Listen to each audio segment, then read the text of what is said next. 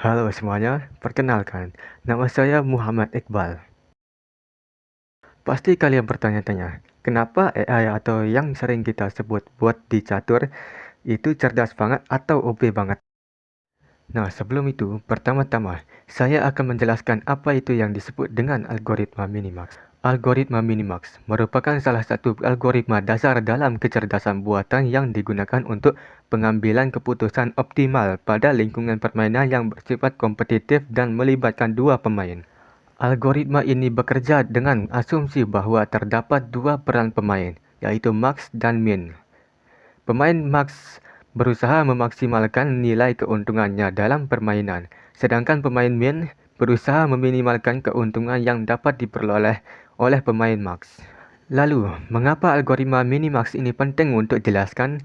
Hal ini karena kecerdasan buatan pada permainan catur menggunakan prinsip kerja tersebut. Dalam implementasi ini, AI berperan sebagai pemain max, sedangkan pemain manusia berperan sebagai pemain min. AI akan menganalisis setiap kemungkinan langkah dan memilih langkah terbaik berdasarkan hasil evaluasi minimax. Namun, salah satu kelemahan algoritma minimax adalah banyaknya kemungkinan langkah yang harus dievaluasi, terutama pada permainan kompleks seperti catur ini. Oleh karena itu, digunakan teknik alpha-beta pruning sebagai metode optimasi. Alpha-beta pruning berfungsi untuk memangkas cabang-cabang pada pohon permainan yang tidak memiliki keputusan akhir. Dengan menggunakan dua nilai batas, yaitu alpha sebagai nilai terbaik untuk pemain max dan beta sebagai nilai terbaik untuk pemain min. Proses pencarian dapat dihentikan lebih awal ketika ditemukan kondisi alpha lebih dari beta. Dengan penerapan alpha-beta pruning, proses pengembalian keputusan menjadi lebih efisien dan lebih cepat, tanpa mengubah hasil langkah optimal yang dipilih oleh AI dalam permainan catur. Baiklah, kita langsung saja ke permainan catur ya. Pertama-tama, saya memajukan bidak pion ke D4. Setelah itu, AI akan mengamati posisi papan saat ini seperti letak bidak, kontrol tengah, keamanan raja, dan potensi serangan dan pertahanannya. Posisi ini dianggap sebagai root node dalam game 3 Minimax. Dan AI kemudian menghasilkan atau menentukan melangkah legal seperti membuat pertahanan atau menyerang pion lawan. Dan keputusan akhirnya adalah langsung menyerang menggunakan pion menteri.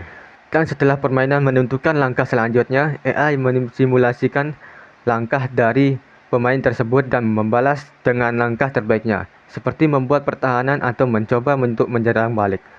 Dan karena catur terlalu kompleks untuk ditunggu sampai menang atau kalah, AI menggunakan fungsi evaluasi. Misalnya seperti apakah nilai pion tersebut masih berharga atau tidak untuk disimpan atau dijaga untuk strategi selanjutnya, atau lebih baik menyerang atau bertahan dalam situasi tersebut.